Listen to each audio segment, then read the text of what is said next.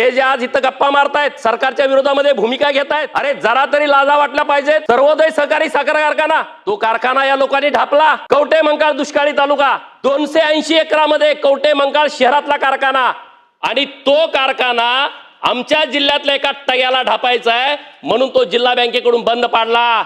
सभासदांचे कारखाने, मग आम्ही आता पंढरपूरला बसतोय, उपोषणाला आम्ही बसलोय। अरे कुणी उपोषणाला बसायचं? शेतकऱ्यांचा नेता व्हायचा आहे तुम्हाला? काम करा ना तुम्ही।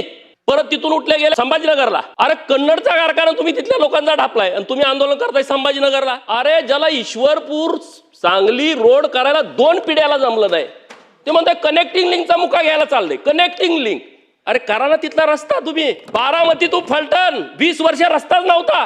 गोपीशेठ बोला। अध्यक्ष महोदय, नाही अध्यक्ष महोदय, अगोदर बोलताना हो जरा थांबा की, जरा थांबा की, आम्हाला हो थांबा, पुढे आलो ना आपण। अध्यक्ष महोदय, मध्ये 2 राहिले का? 292 अन्वये विरोधी पक्षाच्या वतीनं अंतिम आठवडा प्रस्ताव तुमचा खाली सभागृहामध्ये आणलेला आहे। तुमचा खाली या विषयावरती माझं मत व्यक्त करण्यासाठी मी उभा आहे। नाही, मध्ये 2 आवाड साहेब अंतिम आठवडा प्रस्तावामध्ये आवाड साहेब मध्ये आले की तुम्ही? विरोधी पक्षाच्या वतीनं अनेक देतो मान्यवर सदस्यांनी आपलं मत व्यक्त केलेलं आहे। यामध्ये शेतकऱ्यांचा महत्त्वाचा विषय पुण्यश्लोक अहिल्यादेवी होळकर यांच्या नावानं कर्जमुक्ती योजना राज्याचे लोकप्रिय मुख्यमंत्री माननीय देवाभाऊंनी आणली, त्याबद्दल मी त्यांचं मनपूर्वक आभार व्यक्त करतो, अभिनंदन करतो। पुण्यश्लोक अहिल्यादेवींच्या त्रिशताब्दी जयंतीच्या निमित्तानं राज्यभर देशभर खूप कार्यक्रम झाले।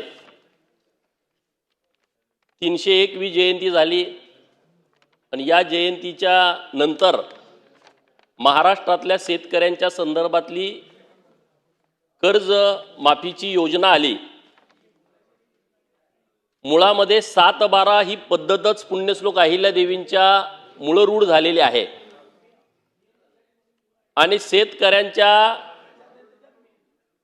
संदर्भामध्ये अनेक क्रांतिकारी निर्णय हे पुण्यश्लोक अहिल्यादेवींनी घेतले होते त्यांच्या राज्यकारभारामध्ये, आणि त्याचाच भाग म्हणून त्यांना अभिवादन करण्याच्या निष्कलंक हेतूनं सरकारने अहिल्यादेवींच्या नावानं ही योजना जाहीर केली।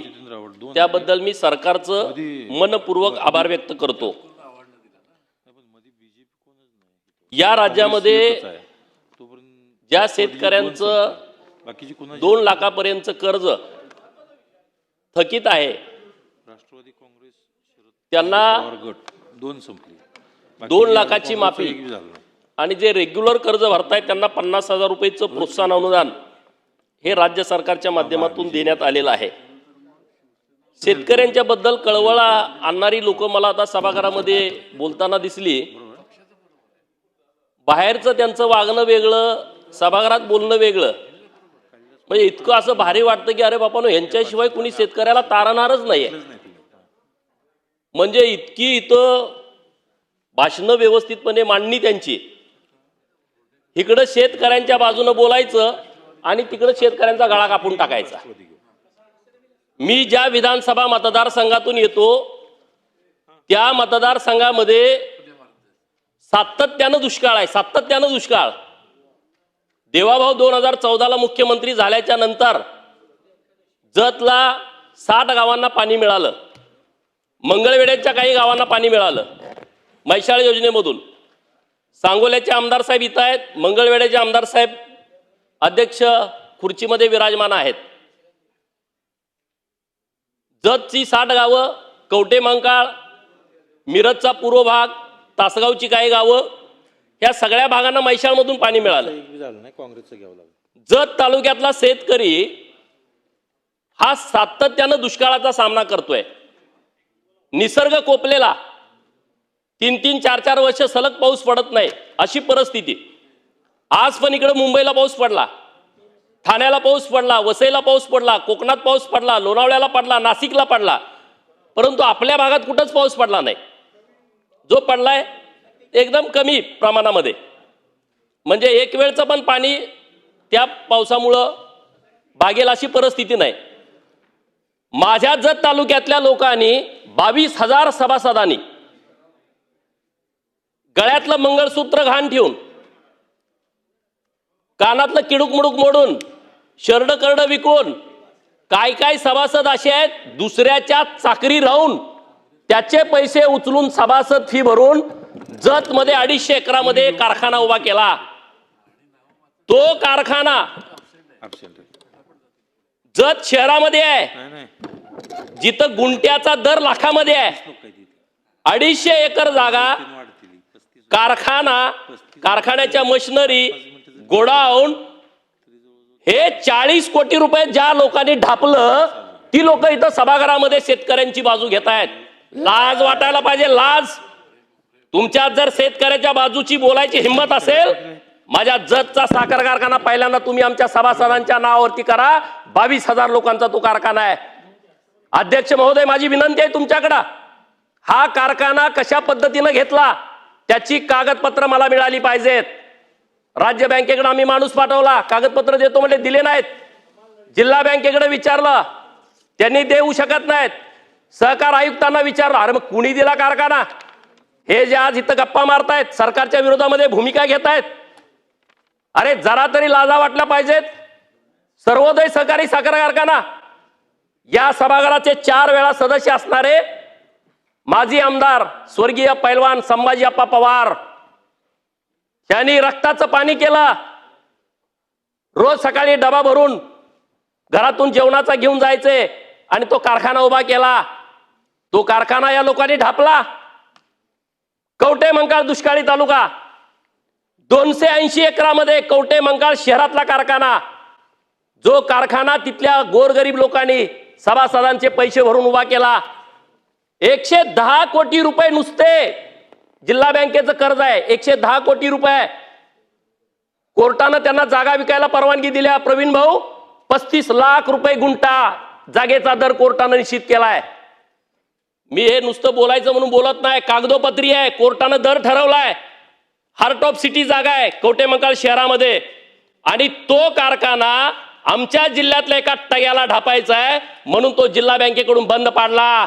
110 कोटी रुपये नुसतं कर्ज, ज्याची प्रॉपर्टी तुम्ही बघा, 280 एकर गुणुले करा. कारखाना, कारखान्याच्या मशिनरी, गोडाऊन, सगळं एकदम चालू कारखाना. फक्त कारखाना घ्यायचा आहे, ह्या राक्षसी भावनेतून हा शेतकऱ्यांचा कारखाना बंद पाडलाय. अरे त्यातली 10-20 एकर जमीन विकली तरी कारखान्याचं सगळं कर्ज फिटतंय. पण त्यांना तसं नाही, अख्खा कारखाना पाहिजे. जतच्या कारखान्याची 10 एकर जमीन विकली असती, कारखाना नील झाला असता. पण नाही आहे, अख्खा कारखाना पाहिजे. काटा मारायचं प्रमाण नाही. आणि इकडे गप्पा सरकारच्या विरोधात भूमिका. काय तुम्ही जर वागत असाल तसं भूमिका घ्या ना. तिकडे एक जण पंढरपूरमध्ये उपोषणाला बसतोय.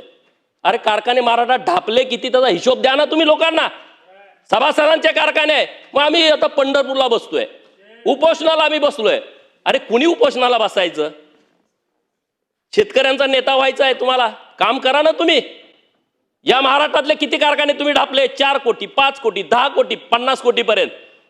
परत तिथून उठले गेले संभाजीनगरला.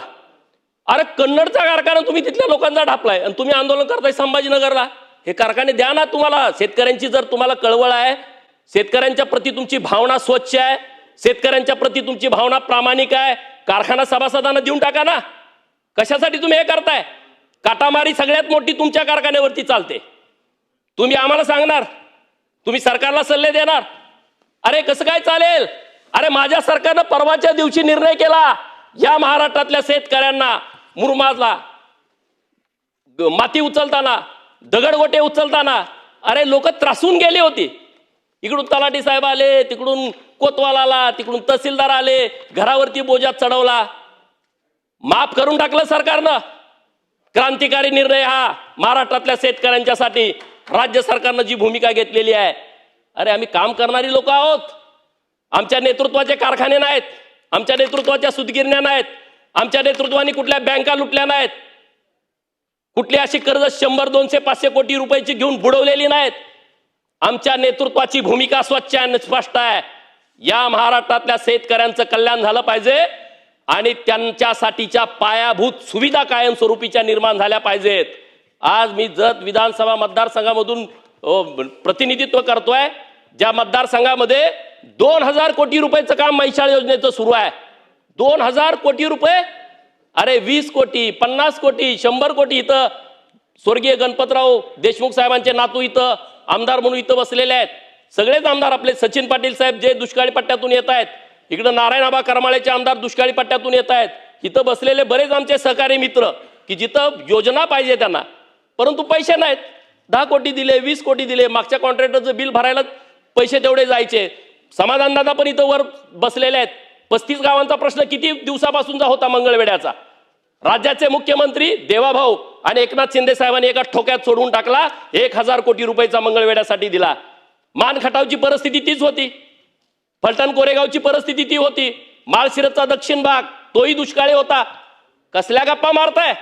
40 वर्ष तुम्ही सत्तेमध्ये बसला, तुम्हाला कुठलं धोरण राबवता आलं नाही लोकांच्यासाठी. आज परवा महिलांच्या संदर्भातलं बिल आलं, चेष्टा म्हणे बोगस बिल आहे. अरे गावगाड्यामध्ये राहणाऱ्या महिला आहेत ज्यांना स्वतःची शेती नाही, शेती तुकड्यामध्ये गेली. तुम्ही 1951ला जेव्हा दुरुस्ती केली, घटना दुरुस्ती, त्यामध्ये तुम्ही सिलिंग ऍक्ट सारखा कायदा आणला, त्यामध्ये तुम्ही कुळ कायदा आणला. कसेल त्याची जमीन, शेतकऱ्यांची जमीन कमी झाली, लोकसंख्या वाढत गेली, तुकडे तुकडे पडत गेले. आज अनेक लोकांची गावात भूमीहीन आहेत, आदिवासी भाऊ आहेत, मागासवर्गीय लोक आहेत, इतर मागासवर्गीय लोक आहेत, मायनर ओबीसीतली लोक आहेत, भटक्या विमुक्तातली पालात राहणारी लोक. कुठं आहे त्यांना जमीन? 10 बाय 10च्या खोलीमध्ये आजोबा राहत होता, 10 बाय 2च्या खोलीमध्ये पंजोबा राहत होता, 10 बाय 10च्या खोलीत बाप पण राहतोय आणि आज त्याचा पोरगा पण त्याच खोलीत राहतोय. परिस्थिती बदलली नाही. आणि त्या महिला भगिनींच्यासाठी माझ्या सरकारनं जर त्यांना शेतकरी घोषित करण्याचा जर निर्णय घेतला असेल तर याचं स्वागत विरोधकांनी सुद्धा करायला पाहिजे होतं. राजकारण तुम्ही प्रत्येक गोष्टीमध्ये करता. तिथून आले कनेक्टिंग लिंक. अरे ज्याला ईश्वरपूर सांगली रोड करायला 2 पिढ्याला जमलं नाही, ते म्हणतात कनेक्टिंग लिंकचा मुका घ्यायला चाललंय. कनेक्टिंग लिंक, अरे करा ना तिथला रस्ता. तुम्ही बारामती टू फलटण 20 वर्ष रस्ताच नव्हता. इथं बरेच मंडळ आहेत, विचारा. इथं फलटण विधानसभा मतदारसंघाचे आमदार साहेब आहेत. बारामती आणि फलटण रस्ता 20 वर्ष नव्हता. देवाभाऊ मुख्यमंत्री झाले आणि बारामती फलटण रस्ता हायवे तयार झाला. वस्तुस्थिती आहे. अरे गावातलं कळलं ना, तुम्ही कनेक्टिंग लिंक कुठं चाललाय? कनेक्टिंग लिंक आज आपल्या सर्वांच्यासाठी आपण येतोय तिथून. आता अगोदर किती वेळ लागायचा आपल्याला? लोणावळ्यामधून आपल्याला इकडं खालापूरच्या टोल नाक्यावरती यायला किती वेळ लागायचा? आज आम्ही टायमिंग बघितलं, मोजून 6 मिनिटांमध्ये आम्ही लोणावळा पास होतोय. कनेक्टिंग लिंक मध्ये 6 मिनिटांमध्ये आम्ही लोणावळा पास करतोय. मिसिंग लिंक, त्याला आता कनेक्टिंग लिंक नाव दिलं. माननीय अध्यक्ष महोदय, या माध्यमातून सरकारकडे माझी मागणी आहे. मुंबई महाराष्ट्राला जोडली गेली नव्हती. 1853ला इंग्रजांनी एक समिती गठीत केली मुंबईतून पुण्याकडे जाणारा रस्ता शोधण्यासाठी. अधिकारी सगळे गोरे तिथं रोज जात होते, त्यांना रस्ता सापडत नव्हता. तिथे एक मेंढपाळ मेंढ्या राखत होता, तो रोज बघत होता काय चाललंय. आणि मग त्याने विचारलं, त्याला काही इंग्रजी बोलता येत नव्हतं, ही लोक कशासाठी येत आहेत? तर त्यांना रस्ता शोधायचा आहे पुण्याला जाणारा. अरे ते म्हणला, एवढं 2 महिने तुम्ही काय करताय? माझ्या मागे चला तुम्ही, मी तुम्हाला दाखवतो. कारण तो मेंढपाळ होता, सह्याद्रीच्या दऱ्याखोऱ्यामध्ये तो रात्रंदिवस फिरत होता, त्याला सगळ्या तिथल्या पाऊलवाटा माहीत होत्या. आणि मग त्या इंग्रज अधिकाऱ्यांना घेऊन तो गेला आणि तो रस्ता त्यांना दाखवला. आणि मग त्या इंग्रज अधिकाऱ्यांनी विचारलं, ते खुश झाले, अरे तुम्हाला काय पाहिजे बक्षीस? आम्ही तुम्हाला काय बक्षीस देऊ? तेव्हा त्या मेंढपाळानं स्पष्टपणे सांगितलं, स्वाभिमानानं सांगितलं की मला तुमच्याकडून बक्षीस नको आहे, तुम्ही आमच्या भारताला स्वतंत्र द्या, तुम्ही भारतातून निघून जावा. आणि हे ऐकल्याच्या नंतर त्या इंग्रज अधिकाऱ्यांनी त्या मेंढपाळाला गोळ्या घातल्या आणि तो मेंढपाळ या देशासाठी हुतात्मा झालेला वीर सिंगरोबा धनगर होता. आणि म्हणून सरकारकडे माझी मागणी आहे, अगोदर जो जुना रोड आहे तिथं वीर सिंगरोबा धनगराचं मंदिर आहे, लोक तिथून वीर शिंगरोबा धनगराला नारळ फोडणं किंवा तिथं रुपया 2 रुपये 5 रुपये टाकल्याशिवाय पुढे जात नाहीत अशी परिस्थिती आहे. सरकारकडे माझी मागणी आहे, या कनेक्टिंग लिंकला वीर शिंगरोबा धनगर यांचं नाव दिलं तर खूप उपकार होतील. माझी सरकारकडे हात जोडून विनंती आहे, कारण त्यांनीच रस्ता दाखवला. आज कनेक्टिंग लिंक फक्त 10-12 तास बंद पडला, आपल्या सगळ्यांचा तीळपापड झाला. 1-2 महिन्यापूर्वी चालू झालेला कनेक्टिंग लिंक एक दिवसभर बंद पडला तर त्याची बातमी झाली, सभागृहामध्ये चर्चा झाली. आणि मग तो विचार करा, मुंबई ही महाराष्ट्राला उर्वरित जोडलेलीच नव्हती आणि ती ज्या माणसामुळे जोडली असेल तर त्यांचं नाव देण्यात यावं अशी मागणी माझी सरकारकडे आहे. अध्यक्ष महोदय, बरेच विषय आहेत. आज लोक बोलतात सरकार जमीन, अरे हे टगे तेच आहेत. सरकारी जमिनी तुम्ही घेता तुमच्या संस्थांना, कवडी मोल दरानं घेता, 1 रुपयाच्या भाड्यानं घेता आणि ते परत तुम्ही त्याचं बाजार मांडता, कमर्शियल यूज साठी त्याचा उपयोग करता. एक फक्त उदाहरण मी देतोय. आपल्या पनवेल जवळ एका आमच्या सांगली जिल्ह्यातल्या स्वतःला अत्यंत सुसंस्कृत समजणाऱ्या व्यक्तिमत्वानं सरकारची जमीन घेतली. जमीन घेतल्याबद्दल दुमत नाही, परंतु त्यातून 2 एकर जमीन रस्त्यामध्ये गेली. त्याचे पैसे तुम्ही घेता सरकारी जमिनीचे. का नाही तुम्हाला वाटलं ही सरकारची प्रॉपर्टी आहे, आपण ते पैसे सरकारकडे भरावे? त्यांनी भरलेले आहेत. म्हणजे असे अनेक विषय आहेत. आणि म्हणून महाराष्ट्रामध्ये महाराष्ट्र सरकारची जमीन ज्या लोकांनी घेतली आहे आणि त्या कारणासाठी वापरली नसेल तर त्याचा एक आराखडा तयार करावा आणि ती माहिती आपल्या सभागृहासमोर पुढच्या अधिवेशनामध्ये ठेवली पाहिजे. आमचा तो अधिकार आहे, आमचा तो राईट आहे. अरे गावात 500 स्क्वेअर फुटाचं घर बांधलं तर आपण जातो अतिक्रमण काढा म्हणून. कोर्टानं निर्णय दिला की ही सगळी घरं काढून टाका. महाराष्ट्र सरकार आपलं एक पाऊल पुढे टाकलं आणि 2011 पर्यंतची जी घरं आहेत ती घरं कायम केली. जर 500 स्क्वेअर फूट आपण घर, ज्या लोकांना घर नाही त्यांना घर बांधायला जागा देत नसेल तर अशा शेकडो हजारो कोटी रुपयाच्या प्रॉपर्ट्या काही लोकांनी घशात घातलेल्या आहेत, तर त्या प्रॉपर्ट्या सरकार जमा करण्याची आवश्यकता आहे. अशी भूमिका माझी आपल्या माध्यमातून सरकारकडे आहे. अध्यक्ष महोदय, विद्यार्थ्यांचा विषय या प्रस्तावामध्ये आहे आणि त्या विद्यार्थ्यांच्या विषयामध्ये मला सरकारला तर धन्यवाद द्यायचा आहे. सरकार अनेक संस्था, काही जुन्या होत्या त्यांना चांगला निधी देते, काही नवीन संस्था सरकारनं निर्माण केल्या, परंतु त्यामध्ये थोडी तफावत आहे. अध्यक्ष महोदय, आज महाराष्ट्रामध्ये बार्टी संस्था माझ्या मागासवर्गीय विद्यार्थ्यांच्यासाठी काम करते आहे. 13% समाज आपण 300 कोटी रुपयाचा निधी उपलब्ध करून देतोय. TRTI संस्था आदिवासी बांधवांच्यासाठी काम करते आहे. 7% समाज आपण 300 कोटी रुपये देतोय. SCBCच्या माध्यमातून आपण महाराष्ट्रात मराठा समाजाला सारथीच्या माध्यमातून आपण मुलांच्यासाठी योजना राबवतोय. या सारथीला पण आपण 300 कोटी रुपये देतोय. आणि महाज्योती ही पण संस्था आहे ओबीसींच्यासाठी काम करणारी, आणि महाज्योतीमध्ये 60%, 52% वेगवेगळे आकडे आहेत. एवढा मोठा समूह आहे, त्यांनाही आपण 300 कोटी रुपये देतोय. अध्यक्ष महोदय, सरकारला माझी विनंती आहे, आपण खूप चांगल्या योजना या माध्यमातून राबवताय, परंतु या सगळ्या बाबत आपण लोकसंख्येच्या हिशोबानं हे जे निधी आपण देतोय तो निधी वाढवला पाहिजे.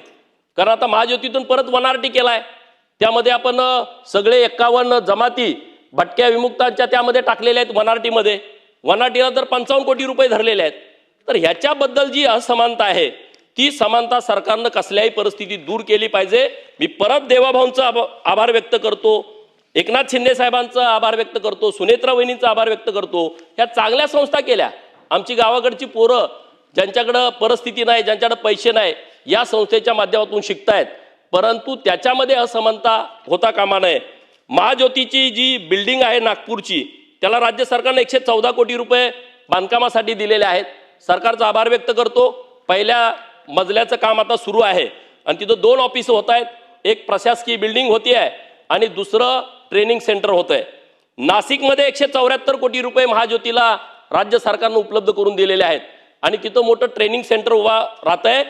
सरकारकडे माझी विनंती आहे, नाशिक झालं, नागपूर झालं, पुणे सेंटर प्लेस पडतंय, तर पुण्याच्या ठिकाणी एक चांगली भव्य इमारत व्हावी आणि तिथं शिवाजीनगरला बस स्थानकाच्या जवळ जी डेअरी विभागाची जी जमीन आहे दुग्ध विकासची, त्यामध्ये 3 हेक्टरपैकी 1 हेक्टर जमीन ही या संस्थेसाठी वनारटीसाठी राज्य सरकारनं उपलब्ध करून द्यावी अशी माझी विनंती माननीय अध्यक्ष महोदय यांच्या माध्यमातून आहे. बाकीचे विषय आहेत अध्यक्ष महोदय, आताच बिल आलं होतं आणि बरेच लोक बोगस दाखले काढतायत ज्यांची मूळ नोंद आहे दुमत नाही, परंतु ओव्हर रायटिंग करणं, मागं काहीतरी लिहिणं, पुढं काहीतरी लिहिणं, जातीचा दाखला काढणं. अरे मग या अधिकाऱ्यांना काहीतरी त्यांच्यावरच काहीतरी बंधन आणा ना. जर एखाद्या अधिकाऱ्याकडून चुकीचा जातीचा दाखला गेला तर त्याच्यावर काहीच कारवाई नाही, त्याला काय आपण जबाबदार धरत नाही, त्याच्यावरती काहीतरी कारवाई होण्याची आवश्यकता आहे. आणि म्हणून सरकारकडे माझी मागणी अशी आहे की आता ओबीसीच्या संदर्भामध्ये ओबीसी आरक्षणाच्या चळवळीमध्ये 16 मुलांनी आत्महत्या केलेल्या आहेत. 16 मुलांनी आत्महत्या केल्या आहेत. सरकारकडे माझं मागणं आहे या 16 मुलांच्या कुटुंबियांना 10 लाख रुपये प्रत्येकी आणि प्रत्येकाला सरकारी नोकरी. धनगर आरक्षणामध्ये 12 पोरांनी आत्महत्या केलेल्या आहेत आणि त्या मुलांना सुद्धा अशाच पद्धतीनं एक प्रत्येक घरामध्ये सरकारी नोकरी आणि त्यांना 10 लाख रुपयेचा निधी हा राज्य सरकारनं उपलब्ध करून द्यावा. माननीय चंद्रकांत दादा इथं आहेत, त्यांना माझी विनंती आहे, देवाभाऊंच्या नेतृत्वामध्ये एकनाथ शिंदे साहेबांनी देवाभाऊंनी महाराष्ट्रातल्या 18 वेगवेगळ्या महामंडळांची निर्मिती केली आहे आणि खूप चांगला हा निर्णय झाला. या माध्यमातून अनेक योजना सुरू आहेत विद्यार्थ्यांच्या, महिलांच्यासाठी, युवा बेरोजगार मुलांच्यासाठी. आणि आता ही 18 महामंडळं वेगवेगळ्या म्हणजे वसंतराव नाईक विमुक्त जाती भटक्या जमाती महामंडळाच्या माध्यमातून आहेत. महाराष्ट्र राज्य इतर मागासवर्गीय महामंडळाच्या माध्यमातून ही सगळी मंडळं नेमलेली आहेत. माननीय मुख्यमंत्री महोदयांना पण मी निवेदन दिलेलं आहे की याला आपण उपाध्यक्ष नेमलाय. दादा माझी विनंती आहे याला आपण अध्यक्ष नेमला पाहिजे, त्याला राज्यमंत्री किंवा कॅबिनेट मंत्र्याचा दर्जा दिला पाहिजे. आपण 3 सदस्य त्यामध्ये घेतोय. आपल्याकडे मराठवाडा आहे, विदर्भ आहे, खानदेश आहे, कोकण आहे, पश्चिम महाराष्ट्र आहे, मुंबई आहे. हेच प्रांत झाले तर 6-7 प्रांत आहेत. आणि मग जर एखादा सदस्य द्यायचं म्हटलं तरी ते सगळे सदस्य बसणार नाहीत. आणि म्हणून सदस्याची संख्या वाढवणं आणि ह्या सगळ्या अध्यक्षांची नेमणूक लवकरात लवकर करणं अशी मागणी आपल्या माध्यमातून सरकारला आहे.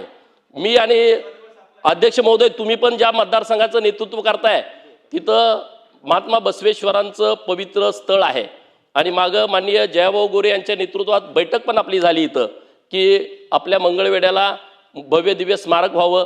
कृष्णा तलावाजवळची जागा पण फायनल झाली आणि ते लवकरात लवकर स्मारक व्हावं. दुसरा मुद्दा असा आहे की महाराष्ट्रामध्ये लिंगायत समाज खूप मोठ्या प्रमाणात आहे. लिंगायत समाज मोठ्या प्रमाणात आहे, परंतु कन्नड बोलणारी लोक आता कमी झालेले आहेत आणि महात्मा बसवेश्वरांचं संत साहित्य आहे सगळं हे कन्नडमध्ये आहे.